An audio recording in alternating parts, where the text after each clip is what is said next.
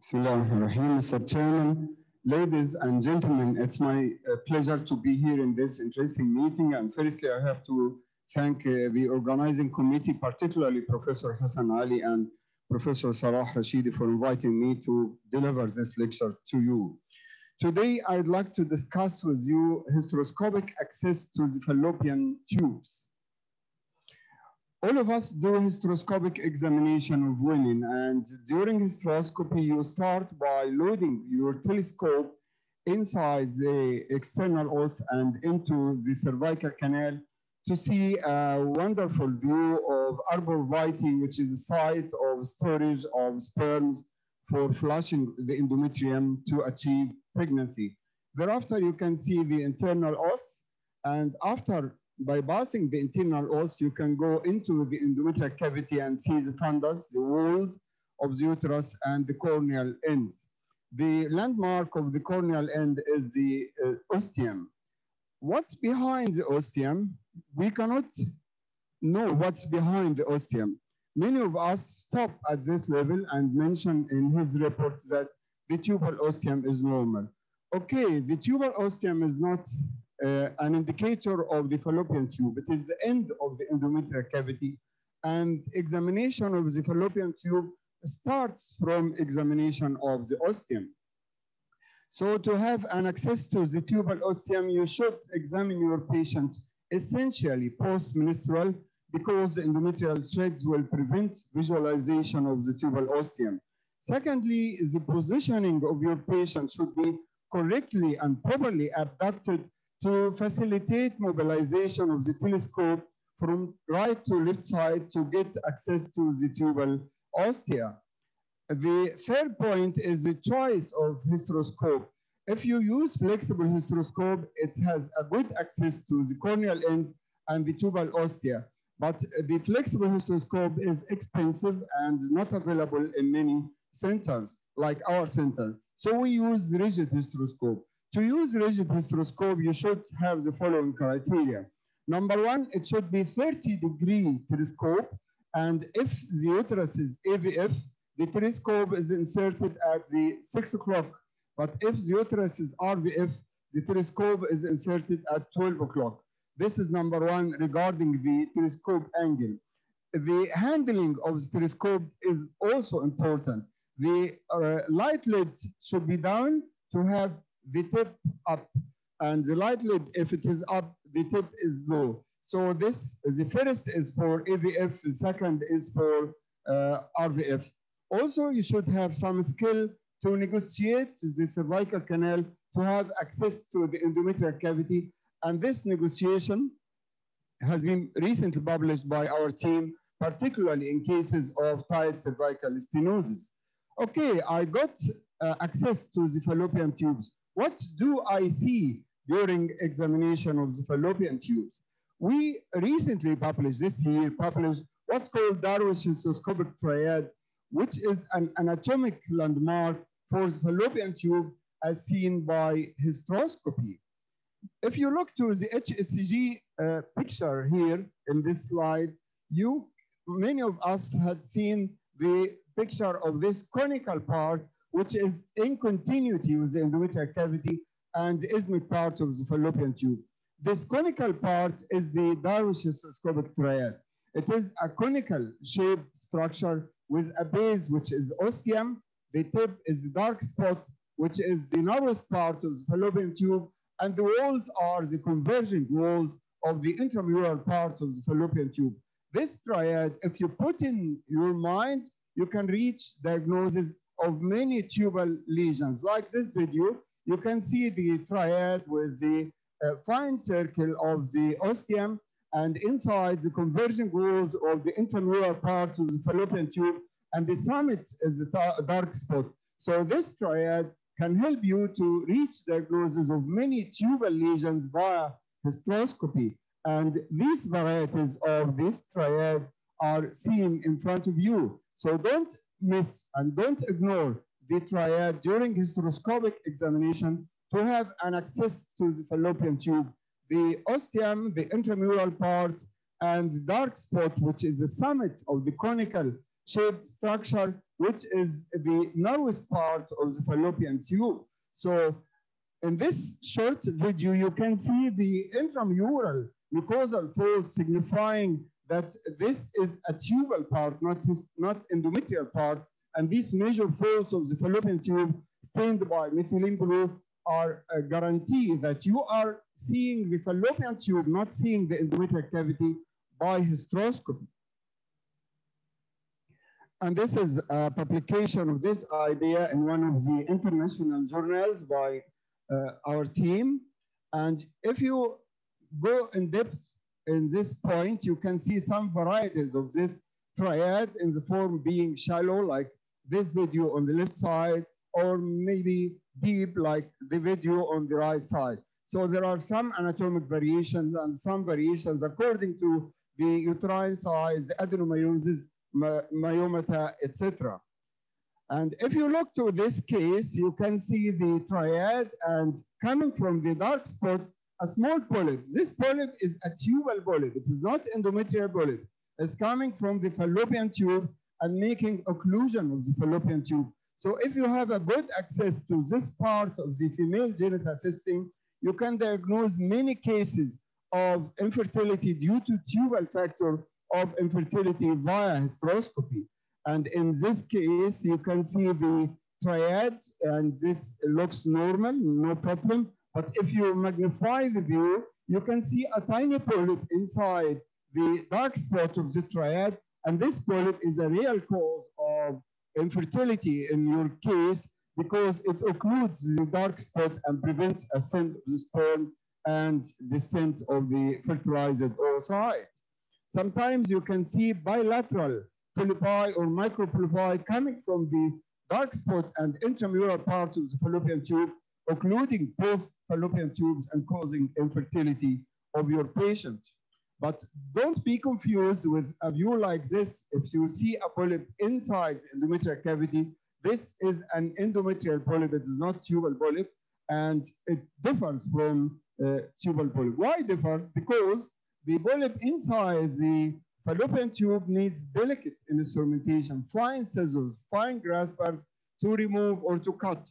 But the polyp inside the endometrial cavity needs regular instrumentation. So this is a micro forceps or delicate forceps trying to grasp a micro polyp coming from the intramural part of the fallopian tube into the endometrial cavity to be grasped and removed. And in this case, there is fine adhesions seen inside the intramural part of the fallopian tube, definitely causing infertility by occluding this Barrows triad. So cutting these adhesions by micro scissors is very important to achieve fertility of your, to help fertility of your patient. Sometimes we use this anatomic landmark to bypass proximal tubal occlusion. And proximal tubal occlusion in such a case should be isolated. I mean, no distal tubal occlusion, no pathologic fallopian tube, just proximal tubal occlusion. You can bypass it by introduction of loading some casters like novice corneal cannulation set or whatever, to insert a catheter with a probe, and then remove the probe and insert a Teflon caster wire, then another caster, and inject this dye to be seen by the laparoscopy. If you don't have this sophisticated instrumentation, you can use fine or small caliber ureteric caster to achieve the same purpose, like this case by ureteric caster. Also, access to this triad is very important to achieve tubal occlusion. In cases of contraception, in women desiring contraception, you can insert some overblock or tubal screws or issue to occlude the proximal part of the fallopian tube for contraception. And the issue has been used also for occlusion of hydrosalpinx in some case reports. But in 2007, we introduced a technique by hysteroscopy to occlude the fallopian tubes with hydrosalpinx to avoid efflux of the hydrosalpingeal fluid into the endometrial cavity. And this technique is done by hysteroscopy, by insertion of a small roller pool inside the Darwins triad, inside the intramural part of the fallopian tube, to achieve char, and here is the polyp, here is the air bubble cannot cross due to occlusion of the proximal part of the fallopian tube, and this paper has been published in the ACTA journal. Some scarce reports on using hysteroscopy to remove interstitial ectopic pregnancy are present. So these are publications or techniques used to correct or to overcome some mechanical causes of tubal infertility in women. So what's new in this field, in this era? The new has been published by our team in 2016 as a novel use of vaginoscopic office hysteroscopy for prediction of tubal patency and peristalsis among infertile women. We know that the fallopian tube is not just a simple tube, it is a complicated third or dynamic organ. So it has many functions. The main function of the tube is patency, okay? This is the anatomic patency, but the tube should be functioning well with a physiologic peristalsis to achieve pregnancy. So we try to test the anatomy and physiology at the same time using hysteroscopy. The anatomic patency is bubble flow test and passage of air bubbles. Look to the bubbles are going inside the tubal ostium. This air bubble goes inside the isthmic part, signifying patency. On the other side, flow test is passage of debris, endometrial shreds, blood clots inside the fallopian tube. So both bubble flow test and flow test signifying anatomic patency of the fallopian tubes. And this short movie shows you how a tiny micropolyp inside the intramural part of the fallopian tube prevents passage of the bubble, and the bubble flow test is negative due to occlusion of the fallopian tube by this tiny polyp. So this is a proof that the bubble flow test is a test of anatomy, anatomic patency of the proximal part of the fallopian tube. On the other hand, the fallopian tube has the function of peristalsis. We know that there are two paradoxical types of peristalsis in the fallopian tube. The proximal part of the fallopian tube takes the sperms into the site of fertilization, which is the ampulla, while the distal part takes the oocyte from the fimbria to the ampulla, waiting for fertilization. And at the same time, this type of peristalsis prevents propagation of the oocyte into the endometrial cavity. If you look to this case, you can see rhythmic contractions and relaxations of the proximal part of the fallopian tube, which is post-peristalsis. And this contraction and relaxation is a physiologic patency test of the fallopian tube. And in this short movie, you can see an intramural polyp, which is a tubal polyp, as I told you before. And on contractions and relaxation, the polyp appears and disappears until it completely disappears from the view under the effect of contractions of these this peristalsis. But after frequent contractions and relaxation of the proximal part, the polyp is extruded inside. Now the polyp is not seen at all.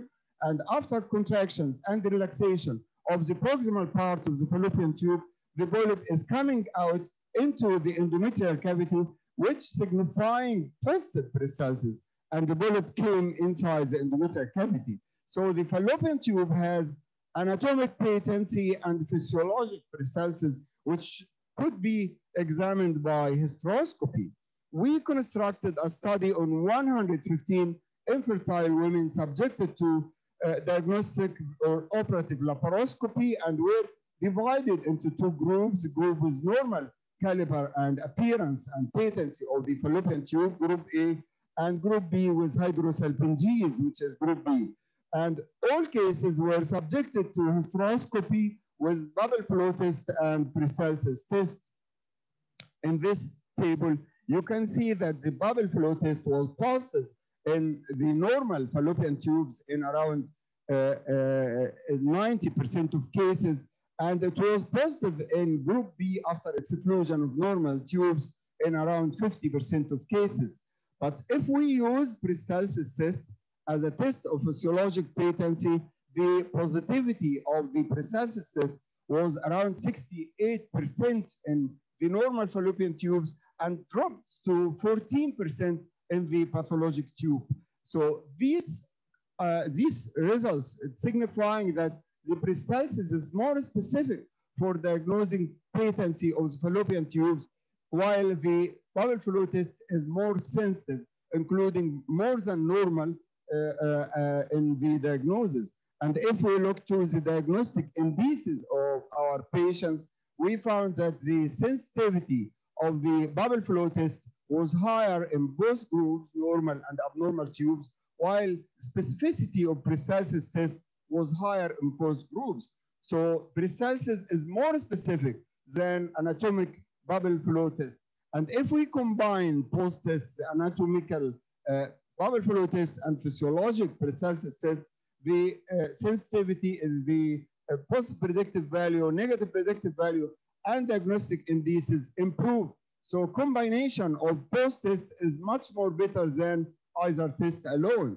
In conclusion, Mr. Chairman, I would say that the Darwin's Systoscopic Triad has some clinical implication as it widens the scope of the hysteroscopist to observe and comment on the proximal part of the fallopian tubes while doing routine hysteroscopy. It helps in diagnosis and management of tiny lesions, intramural lesions inside the fallopian tubes via hysteroscopy using delicate instrumentation. And it opens the door for more research on in vivo study of the tubal anatomy and physiology.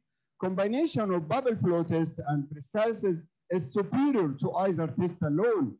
And this is a recent publication of our team has been accepted for publication in one of the international journals this month, which is entitled Hysteroscopic Darwin'scope test, which is combination of bubble flow test and Paracelsus test versus bubble flow patency test for normal and hydrosalpingeal fallopian tubes. Actually, testing the anatomy and physiology using hysteroscopy represents an in vivo study of fallopian tube function and answers this old question present in textbooks of physiology that there is no way to examine the physiology of the fallopian tube in vivo. Now we answered the question and we outlined a new technique for in vivo assessment. And this test of combination of bubble flow and Paracelsus test confirms under vision patency, which is anatomic and physiologic patency of the proximal part. At the same time, it gives a rough idea or prediction of the patency of the rest of the fallopian tube, particularly in patients who are low adhesion risk in fertile women without history of cesarean section, endometriosis, adhesions, and so on. So it is a very helpful test for us. Of course, future perspectives are required, more studies on Paracelsus, more studies on the effect of hormones on the proximal part of the fallopian tube, and in cases of PCO, and these actually are ongoing studies at our institution. Thank you very much. Thank you very much, Professor Darwish, for this very elegant presentation. For the sake of time, we can allow maybe one question from the floor, if there's any. Thank you for this very nice presentation to Triad. I have a silly question, sorry.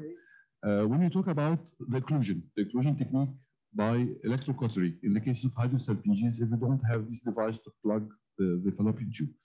Number one, what about the indirect thermal effect that might affect the endometrium? And what is the rate of recurrence of reopening this fallopian tube after cauterization? Would you find it acceptable to do this procedure or not? Thank you very much.